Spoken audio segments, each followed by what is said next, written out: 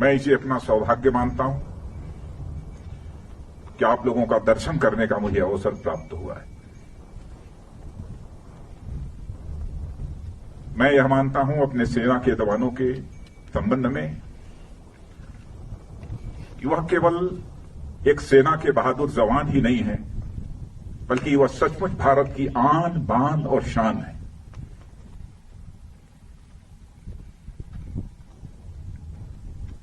समय समय पर जो भी करिश्माई काम हमारे सेना के जवानों के द्वारा किया गया है, उस पर समस्त देशवासियों को नाज है। आज यदि आपसे मिलकर मुझे बेहद खुशी हो रही है, तो मन में एक पीड़ा भी है, गम भी है। हाल में ही भारत और चीन के जवानों के बीच PP-14 पर जो कुछ भी हुआ,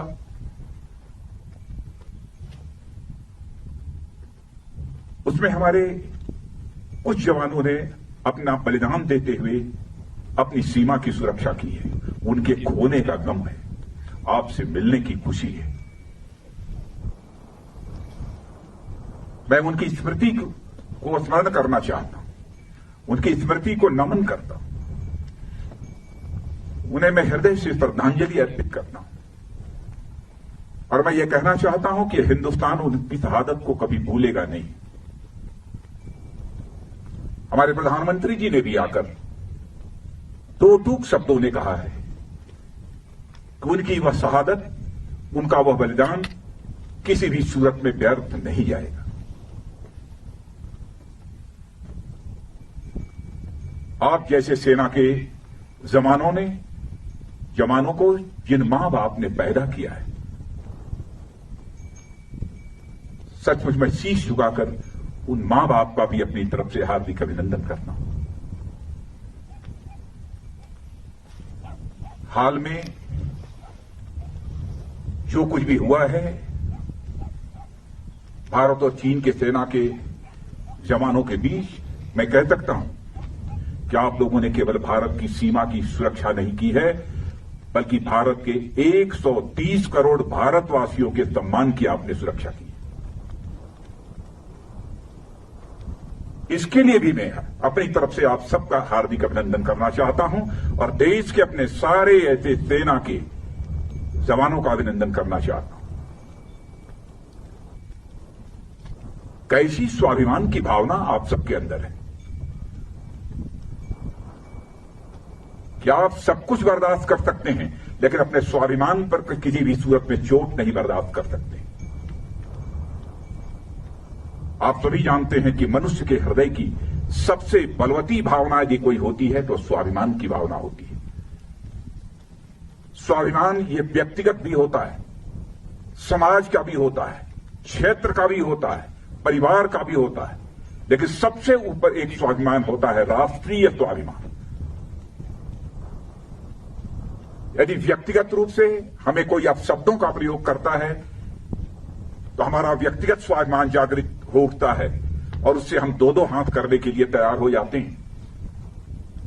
वैसे ही हमारे राष्ट्र की सीमाओं पर यदि कोई आंख उठाकर देखने की जरूरत करता है, उस समय हमारा जो स्वाभिमान जागृत होता है उसे हम राष्ट्रीय स्वाभिमान कहते हैं। इसी राष्ट्रीय स्वाभिमान की भावना के कारण ही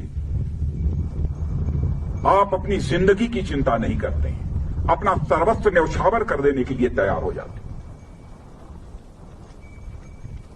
भारत को आजादी भी मिली है तो इसी राष्ट्रीय स्वाभिमान के भावना के कारण ही मिली है। चाहे वह चंद्रशेखर आजाद रहे हों, सरदार भगत सिंह रहे हों, खुदीराम बोस, अशफाक उल्लाह खान जैसे लोग रहे। इसी राष्ट्रीय स्वाभिमान की भावना के कारण ही हंसते हंसते फांसी के फंदे को चूम लिया था, तब जाकर यह हमारा भारत आजाद हुआ।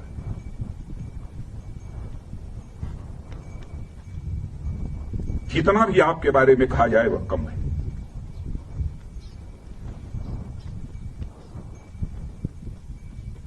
इस समय सीमा के विवाद को सुलझाने के लिए बातचीत का दौर चल रहा है। जो कुछ अब तक की प्रगति हुई है बातचीत की, मामला हल होना चाहिए।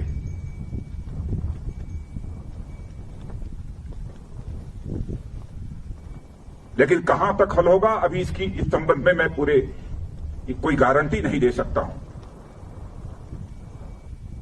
लेकिन मैं इतना यकीन दिलाना चाहता हूं कि भारत की 1 इंच जमीन को भी दुनिया की कोई ताकत छू नहीं सकती है, उस पर कब्जा नहीं कर सकती।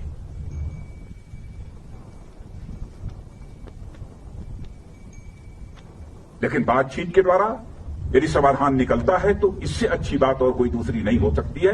वह सिलसिला चल रहा है, मिलिट्री लेवल पर भी बातचीत चल रही है, डिप्लोमेटिक बातचीत भी चल रही है।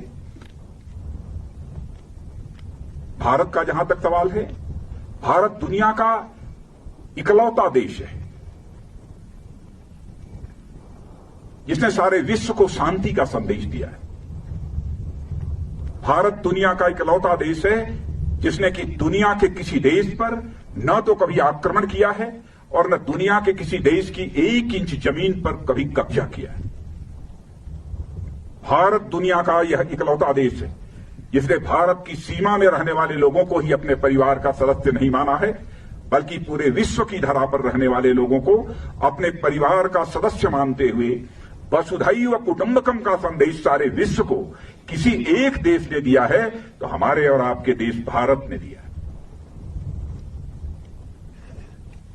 हम अशांति नहीं चाहते, हम शांति चाहते। हमारा चरित्र रहा है कि हमने दुनिया के किसी भी देश के स्वाभिमान पर चोट पहुंचाने की कभी कोशिश नहीं की।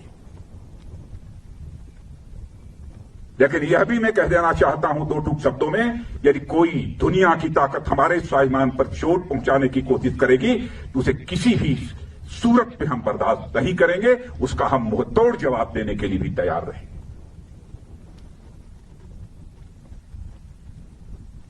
आप सबके ऊपर नाज है और आप सबके बीच आकर सचमुच मैं स्वयं को बहुत ही गौरवान्वित महसूस कर रहा हूं। इसीलिए यह सब सारी बातें मैं बोल रहा हूं। आपके ऊपर भरोसा है।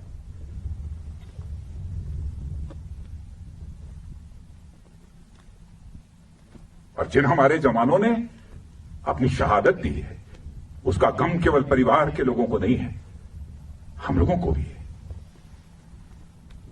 130 करोड़ भारतवासियों को भी।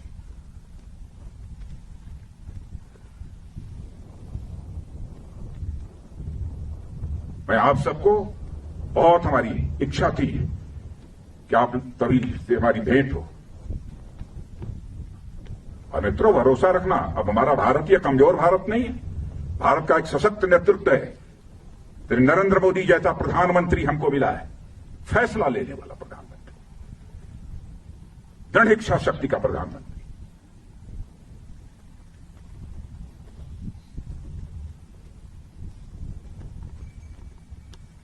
हमारे स्वाभिमान पर कोई चोट नहीं पहुंचा सकता।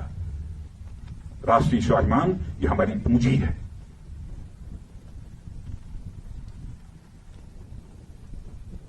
आज के अवसर पर मैं समझता हूं कि और अधिक कुछ कहने की जरूरत नहीं है। लेकिन यदि आज हम लद्दाख के क्षेत्र में यहां पर खड़े हैं और इस फॉरवर्ड पोस्ट पर आकर आप सबसे मिलते हुए जहां मुझे बेहद खुशी हो रही है, वहीं पर इसी लद्दाख के कारगिल द्रास सेक्टर में भारत की सीमा की रक्षा करते हुए, 1-1 इंच जमीन की रक्षा करते हुए हमारे सेना के जवानों ने जो शहादत दी है, उनको भी मैं इसमें स्मरण करना चाहता हूं और उनको भी मैं श्रद्धांजलि अर्पित करना चाहता हूं, क्योंकि कारगिल दिवस की भी एनिवर्सरी 26 जुलाई को है।